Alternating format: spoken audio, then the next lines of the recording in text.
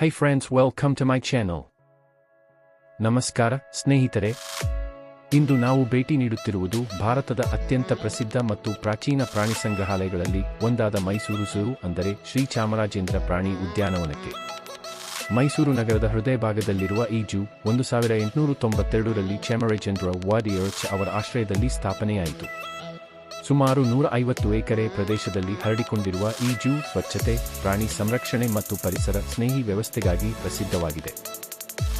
ಈ ಮೃಗಾಲಯನ್ನು 1892ರಲ್ಲಿ ಆಗಿನ ಮಹಾರಾಜರಾದ ಶ್ರೀ ಚಾಮರಾಜ ಒಡೆಯರ್ ಅವರು 10.4 ಎಕರೆಯ ಬೇಸಿಗೆ ಅರಮನೆಯಲ್ಲಿ ಪ್ರಾರಂಭಿಸಿದರು. ಮುಂದಿನ 10 ವರ್ಷದಲ್ಲಿ 45 ಎಕರೆಯ ವಿಶಾಲವಾದ ಪ್ರದೇಶವಾಗಿ ವಿಸ್ತರಿಸಲಾಯಿತು. ಮೂಲತಃ ಅರಮನೆ ಮೃಗಾಲಯ ಎಂದು ಕರೆಯಲ್ಪಡುತ್ತಿದ್ದು 1909ರಲ್ಲಿ ಶ್ರೀ ಚಾಮರಾಜೇಂದ್ರ ಪ್ರಾಣಿಶಾಸ್ತ್ರದ ಉದ್ಯಾನ ಎಂದು ಮರುಹೆಸರಿಸಲಾಯಿತು. ಮೃಗಾಲಯದ ಮೊದಲ ಅಧೀಕ್ಷಕರಾಗಿ ಸೌತ್ ವೇಲ್ಸ್ ಮೂಲದ ಸಿ ಹೂಗ್ಸ್ 1892ರಿಂದ 1924ವರೆಗೂ ಸೇವೆ ನಿರ್ವಹಿಸಿದರು.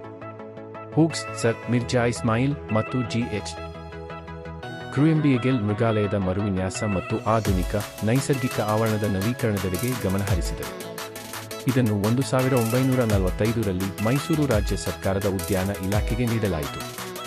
ಕಾರಂಜಿ ಟ್ಯಾಂಕ್ ಸ್ವಾಧೀನದ ನಂತರ ಈ ಮೃಗಾಲಯವನ್ನು 150 ಎಕರೆಗೆ ವಿಸ್ತರಿಸಿ ಪಕ್ಷಿಗಳ ಅಭಯಾರಣ್ಯವಾಗಿ ಕೃತಕ ದ್ವೀಪ ನಿರ್ಮಿಸಲಾಯಿತು. ಈ ಮೃಗಾಲಯವನ್ನು 1972ರಲ್ಲಿ ಅರಣ್ಯ ಇಲಾಖೆಗೆ ಮತ್ತು 1979ರಲ್ಲಿ ಕರ್ನಾಟಕ ಮೃಗಾಲಯ ಪ್ರಾಧಿಕಾರಕ್ಕೆ ವಹಿಸಲಾಯಿತು.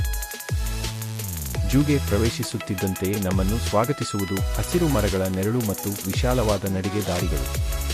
ಇಲ್ಲಿ 160ಕ್ಕೂ ಹೆಚ್ಚು ಪ್ರಭೇದಗಳ ಸಾವಿರಾರು ಪ್ರಾಣಿಗಳು ಮತ್ತು ಪಕ್ಷಿಗಳನ್ನು ನೋಡಬಹುದು. ಮೊದಲು ನಾವು ನೋಡೋಣ ಕಾಡಿನ ರಾಜನಾದ ಸಿಂಹವನ್ನು. ಅದರ ಗಂಭೀರ ಹೆಜ್ಜೆಗಳು ಮತ್ತು ಗರ್ಜನೆ ಕೇಳಿದರೆ ನಿಜವಾದ ಕಾಡಿನ ಅನುಭವ ಸಿಗುತ್ತದೆ. ಅದರ ಪಕ್ಕದಲ್ಲೇ ಹುಲಿಗಳು ತಮ್ಮ ಶಕ್ತಿಯನ್ನು ಪ್ರದರ್ಶಿಸುತ್ತಿರುವ ದೃಶ್ಯ ಮನಮೋಹಕವಾಗಿರುತ್ತದೆ. ಮುಂದೆ ಸಾಗಿದರೆ ಆನೆಗಳ ವಿಭಾಗ. ದೊಡ್ಡ ದೇಹ, ಮೃದುವಾದ ಸ್ವಭಾವ, ಆನೆಗಳು ಇಲ್ಲಿ ವಿಶೇಷ ಆಕರ್ಷಣೆ. ಮಕ್ಕಳು ಮತ್ತು ಹಿರಿಯರು ಎಲ್ಲರೂ ಆನೆಗಳನ್ನು ನೋಡಿ ಖುಷಿಪಡುವುದು ಸಾಮಾನ್ಯ ದೃಶ್ಯ. ಇನ್ನು ಜಿರಾಫೆಗಳು ಉದ್ದವಾದ ಕುತ್ತಿಗೆಯೊಂದಿಗೆ ಎತ್ತರವಾಗಿ ನಿಂತಿರುವ ಅವುಗಳ ನಡಿಗೆ ನೋಡುವುದೇ ಒಂದು ಅನುಭವ. ಜೆಬ್ರಾಗಳು ತಮ್ಮ ಕಪ್ಪು ಬಿಳಿ ಗೆರೆಗಳೊಂದಿಗೆ ಕಣ್ಮನ ಸೆಳೆಯುತ್ತವೆ. ಪಕ್ಷಿಗಳ ವಿಭಾಗದಲ್ಲಿ ಬಣ್ಣ ಬಣ್ಣದ ಗಿಳಿಗಳು, ನವಿಲುಗಳು ಮತ್ತು ಅಪರೂಪದ ವಿದೇಶಿ ಪಕ್ಷಿಗಳು ಕಾಣಸಿಗುತ್ತವೆ. ಅವುಗಳ ಕೂಗು ಮತ್ತು ರೆಕ್ಕೆಗಳ ಸದ್ದು ಝೂಗೆ ಜೀವ ತುಂಬುತ್ತದೆ. ಮೈಸೂರು ಝೂ ಕೇವಲ ಮನರಂಜನೆಗಾಗಿ ಮಾತ್ರವಲ್ಲ, ಪ್ರಾಣಿ ಸಂರಕ್ಷಣೆ ಮತ್ತು ಶಿಕ್ಷಣಕ್ಕೂ ಮಹತ್ವ ನೀಡುತ್ತದೆ. ಅಪಾಯದಲ್ಲಿರುವ ಹಲವಾರು ಪ್ರಭೇದಗಳನ್ನು ಇಲ್ಲಿ ಸಂರಕ್ಷಿಸಲಾಗುತ್ತಿದೆ. ವಿದ್ಯಾರ್ಥಿಗಳಿಗೆ ಮತ್ತು ಸಂಶೋಧಕರಿಗೆ ಇದು ಜ್ಞಾನಕೋಶದಂತಿದೆ. ಇಲ್ಲಿ ಪ್ಲಾಸ್ಟಿಕ್ ಬಳಕೆ ಸಂಪೂರ್ಣ ನಿಷೇಧವಾಗಿದೆ. ಪರಿಸರ ಕಾಳಜಿಯೊಂದಿಗೆ ಸ್ವಚ್ಛತೆ ಕಾಪಾಡಲಾಗುತ್ತದೆ. ಪ್ರವಾಸಿಗರು ಸಹ ನಿಯಮಗಳನ್ನು ಪಾಲಿಸಿ ಪ್ರಾಣಿಗಳಿಗೆ ತೊಂದರೆ ಕೊಡದೆ ಭೇಟಿ ನೀಡಬೇಕು. ಝೂನಲ್ಲಿ ಬ್ಯಾಟರಿ ಚಾಲಿತ ವಾಹನಗಳ ಸೌಲಭ್ಯವೂ ಇದೆ. ಹಿರಿಯರು ಮತ್ತು ಮಕ್ಕಳಿಗೆ ಇದು ಅನುಕೂಲಕರವಾಗಿದೆ. ಜೊತೆಗೆ ಕುಡಿಯುವ ನೀರು, ವಿಶ್ರಾಂತಿ ಪ್ರದೇಶ ಮತ್ತು ಆಹಾರ ಮಳಿಗೆಗಳ ಸೌಲಭ್ಯಗಳು ಲಭ್ಯವಿದೆ. ಬೆಳಿಗ್ಗೆ ಭೇಟಿ ನೀಡುವುದು ಉತ್ತಮ. ಆಗ ಪ್ರಾಣಿಗಳು ಹೆಚ್ಚು ಚುರುಕಾಗಿ ಕಾಣಿಸುತ್ತವೆ. ಸುಮಾರು 3ರಿಂದ 4 ಗಂಟೆಗಳ ಕಾಲ ಸಂಪೂರ್ಣ ಝೂ ವೀಕ್ಷಿಸಲು ಬೇಕಾಗುತ್ತದೆ. ಒಟ್ಟಿನಲ್ಲಿ ಮೈಸೂರು ಪ್ರವಾಸಕ್ಕೆ ಬಂದರೆ ಮೈಸೂರು ಝೂ ಭೇಟಿ ನೀಡದೆ ಹೋದರೆ ಪ್ರವಾಸ ಅಪೂರ್ಣ. ಕುಟುಂಬ ಸಮೇತ, ಸ್ನೇಹಿತರ ಜೊತೆ ಅಥವಾ ಶಾಲಾ ಪ್ರವಾಸವಾಗಿ ಎಲ್ಲರಿಗೂ ಸೂಕ್ತ ಸ್ಥಳ ಇದು. ಹೀಗಾಗಿ ಸ್ನೇಹಿತರೆ, ನೀವು ಮೈಸೂರಿಗೆ ಬಂದಾಗ ಮೈಸೂರು ಝೂಗೆ ಭೇಟಿ ನೀಡಿ ಪ್ರಕೃತಿಯ ಅದ್ಭುತ ವೈವಿಧ್ಯವನ್ನು ಕಣ್ತುಂಬಿಕೊಳ್ಳಿ.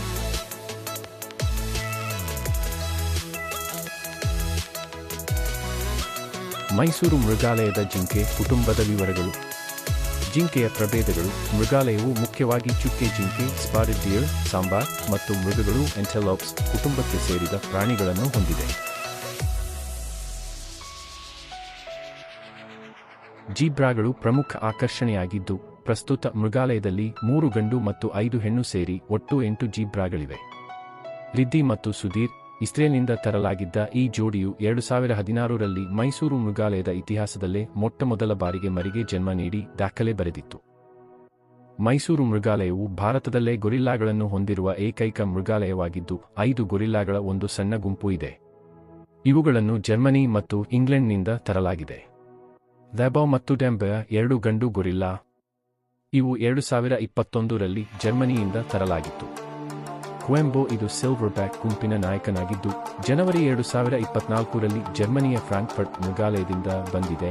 ಮೇಸಿ ಮತ್ತು ಮೊಂಡ ಇವು 2 ಹೆಣ್ಣು ಗೊರಿಲ್ಲಾಗಳಾಗಿದ್ದು ಮಾರ್ಚ್ 2025ರಲ್ಲಿ ಲಂಡನ್ನಿಂದ ಮೈಸೂರಿಗೆ ಬಂದಿವೆ.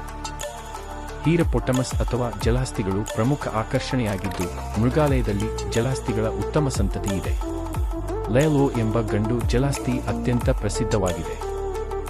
ಮೈಸೂರು ಮೃಗಾಲಯವು ಶ್ರೀ ಚಾಮರಾಜೇಂದ್ರ ಝೂಲಾಜಿಕಲ್ ಗಾರ್ಡನ್ಸ್ ಭಾರತದಲ್ಲಿಯೇ ಅತಿ ಹೆಚ್ಚು ಆನೆಗಳನ್ನು ಹೊಂದಿರುವ ಮೃಗಾಲಯಗಳಲ್ಲಿ ಒಂದಾಗಿದೆ. ಮೃಗಾಲಯದಲ್ಲಿ ಏಷ್ಯನ್ ಮತ್ತು ಆಫ್ರಿಕನ್ ಎರಡೂ ತಳಿಯ ಸುಮಾರು 10 ಆನೆಗಳು ಇಲ್ಲಿ ನೆಲೆಸಿವೆ. ವೇದವತಿ ಇದು ಮೃಗಾಲಯದಲ್ಲಿ ಜನಿಸಿ ಬೆಳೆಯುತ್ತಿರುವ ಮುದ್ದಾದ ಆನೆ ಮರಿ. ದೇಶದಲ್ಲೇ ಅತಿ ಹೆಚ್ಚು ಜಿರಾಫೆಗಳನ್ನು ಹೊಂದಿರುವ ಮತ್ತು ಅವುಗಳ ಯಶಸ್ವಿ ಸಂತಾನೋತ್ಪತ್ತಿಗೆ ಹೆಸರಾದ ಮೃಗಾಲಯವಾಗಿದೆ. ಪ್ರಸ್ತುತ ಸುಮಾರು 7 ರಿಂದ 10 ಜಿರಾಫೆಗಳ ದೊಡ್ಡ ಕುಟುಂಬವಿದೆ. ಮೈಸೂರು ಮೃಗಾಲಯಕ್ಕೆ ಭೇಟಿ ನೀಡಲು ಬೆಳಿಗ್ಗೆ 8:30 ರಿಂದ ಸಂಜೆ 5:30ರವರೆಗೆ. ಸಂಪೂರ್ಣವಾಗಿ ವೀಕ್ಷಿಸಲು ಕನಿಷ್ಠ 3 ರಿಂದ 4 ಗಂಟೆಗಳ ಸಮಯ ಬೇಕಾಗುತ್ತದೆ. ಇಂತಹ ಇನ್ನಷ್ಟು ಪ್ರವಾಸ ವ್ಲಾಗ್ಗಳಿಗಾಗಿ ನಮ್ಮ ಚಾನೆಲ್ ಅನ್ನು ಸಬ್ಸ್ಕ್ರೈಬ್ ಮಾಡುವುದು ಮರೆಯಬೇಡಿ. ಧನ್ಯವಾದಗಳು.